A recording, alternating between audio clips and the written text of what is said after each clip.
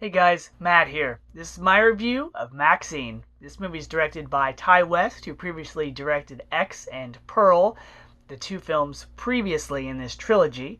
The movie stars Mia Goth.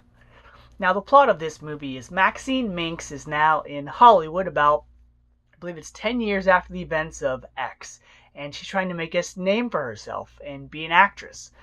Meanwhile, there's a serial killer going around town known as the Night Stalker that's been killing some young girls.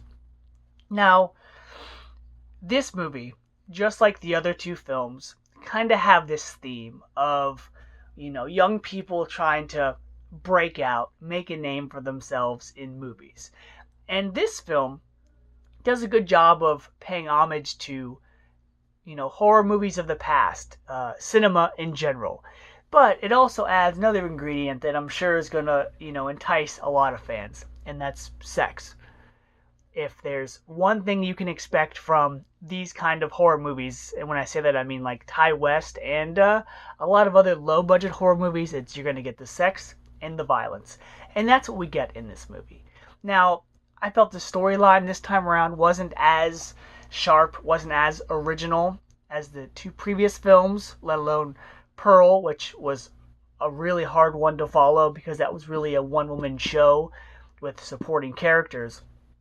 This one, kind of by the trailer, makes you think, hey, is Maxine Minx this killer that's been going around town? Has she been, disturbed and messed up from the events of the previous film?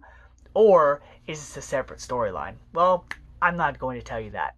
I will say, though, that it does reference the events of what happened in Texas with her friends and the old woman and stuff, but I didn't think it did a good enough job of connecting the two stories. Like, she has flashbacks and she has visions of the old woman and what happened, but it really wasn't like, hey, I encountered this stuff before, so I'm prepared.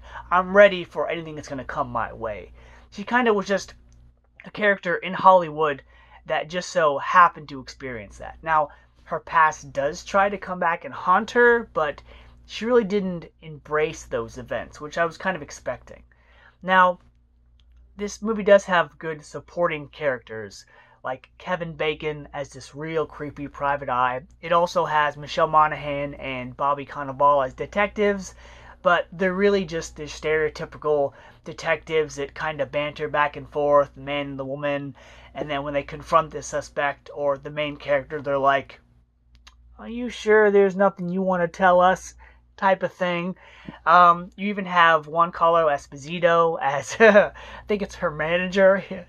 It's nice to see that guy play a good guy because he plays it so well, and so he does a good job here. I will say the reveal for me of the antagonist in the movie was a little predictable, but it made sense with the storyline. And let me tell you what, not only does this movie do a nice job of, paying homage to films of the past, including Psycho, but it has a lot of, I'll just say, ballsy kills, if you will. This movie does not shy away from the violence or the carnage candy, if you're into that terminology. But, if you liked Pearl and X, you might like this movie. I think this was the weakest of the trilogy, but it had a lot of nice references to the 80s, to Hollywood, Los Angeles. There was one scene in particular where this character would wear a certain band's shirt from the 80s. And then there's a certain moment where something happens to the character and they play a song from that band in the soundtrack. So I really liked that. But if you like violence, if you like sex, you're going to like this movie. I enjoyed it, but like I said, I thought this was the weakest of the three.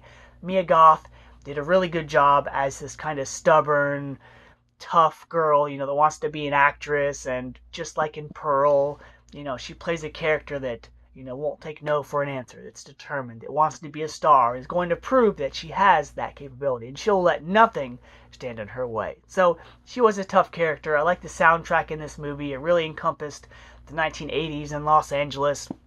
Supporting cast, I would say Kevin Bacon is the best supporting character in this movie. You've got Halsey in this as well. You've got, what is her name? Oh, it's gonna bug me. She played Cinderella. Oh man, I'll put her name in the video. She's small role. Elizabeth Debicki is in this. She plays like a manager that wants to kind of guide Maxine through the trials and tribulations of Hollywood. She's fine. Again, the supporting cast is just fine in this movie. It's a lot of tropes you've seen before, but in the style and originality of Ty West's delivery. So because of that, I'm going to give MAXXXINE a B-. So until next time, guys.